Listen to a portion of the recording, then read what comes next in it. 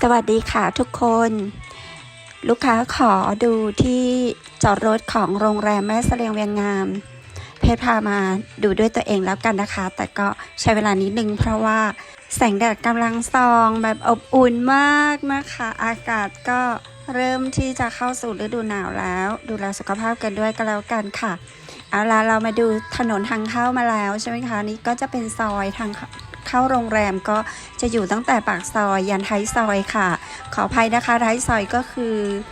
วัดศรีบุญเรืองบริเวณจัดงานเทศกาลออกหว่าประเพณีออกพรรษาค่ะจริงๆนั้นหน้าของโรงแรมเมื่อกี้ก็สามารถจอดได้นะคะบริเวณนี้ก็สามารถจอดได้แต่ถ้าให้ปลอดภัยในช่วงเทศกาลรถก็จะเยอะคนเดินก็จะเยอะมากนะคะช่วงค่ำมาเนี่ยคนจะเยอะดังนั้นค่ะเราก็เลี้ยวเข้าไปในด้านข้างของสวนโรงแรมเลยนะคะบริเวณนี้จะธรรมชาติมากๆเลยมีทั้งนกแล้วก็นกแบบธรรมชาติมากเลยนะเสียงจิ๊กจิ๊กจิ๊กจิ๊กแล้วก็จะเป็นบริเวณกว้างๆซึ่งเราสามารถจอดรถได้นะจอดได้เยอะด้วยค่ะจะเห็นว่าร่มรื่นมากเลยนะคะก็เป็นธรรมชาติด้วยค่ะตรงนี้เราก็ตื่นเช้ามาก็สามารถหายใจลึกๆนะคะถ่ายปอดได้เลย